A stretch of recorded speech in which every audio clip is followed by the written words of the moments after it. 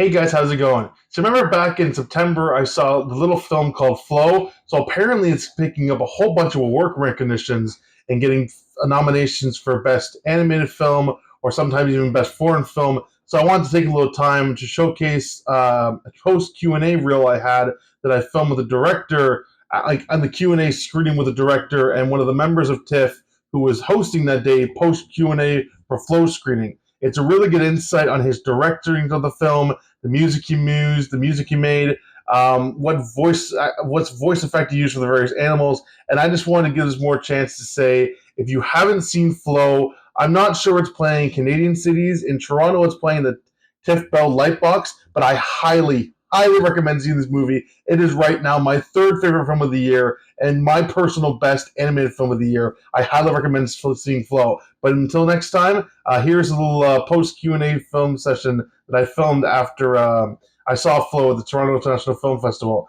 Thanks. Stay tuned. Because I think, someone you made many animated shorts as well, like to have no dialogue is not unusual for animated shorts, and yet there is a sort of block about this for features, and this sort of shows that, oh yes, I mean, it can be incredibly expressive and emotive, and you don't need, talking critters. They don't need that.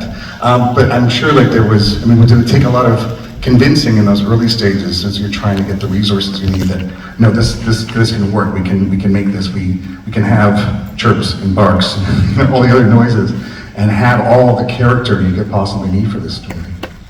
Yeah, I think it helped that I made a film for without dialogue, that helped people trust me, that I can pull this off, and I've never had dialogue in any of the films, so for me it's actually, I guess, easier to work this way, to tell stories like this, because I haven't just tried dialogue, and I think it's actually like a benefit for me. I can without the dialogue, I can be more expressive with the other tools. I can be more expressive with the music, with the sound, with the camera, with the lighting and the editing, and I think then we don't have to compete with the dialogue, which when there is dialogue, it tends to get all the attention, and here we have extended sequences with just the music, or extended sequences with just the sound.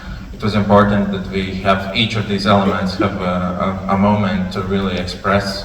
And when I come up with stories, I think of scenarios that it makes sense to have no dialogue. So I knew from the beginning that the animals would not speak and they would act like animals, and so I have to think about it from the script writing process, how the world is set up, how I have to use the world to kind of show what the characters are thinking, what their motivations are. And I think it's good in animation to have some limitations, or any of the arts to have some kind of limitations, because it helps you kind of get started.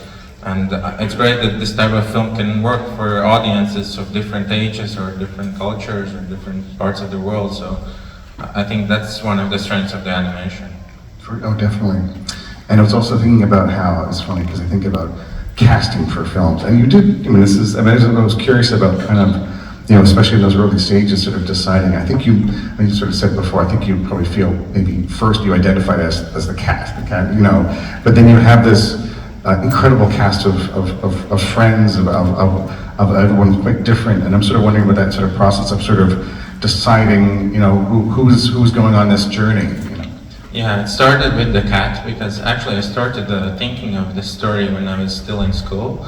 In high school, I made a short film about a cat who overcomes its fears of water, because I had a cat like that at the time.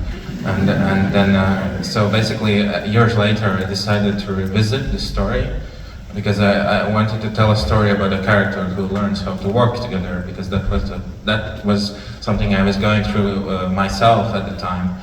And the next character that I added in the story was the dog, because I also had two dogs like that, which was an inspiration. And basically, like, the cat is on a journey of kind of learning to trust others and work together, but I wanted to have this dog character who's on basically an opposite journey, who's in the beginning is very trustful and dependent on others and almost wants someone to tell them what to do, but in the end the dog learns how to be more independent. So that was important for me to show there's no one right way, and maybe like the truth is somewhere between these two extremes.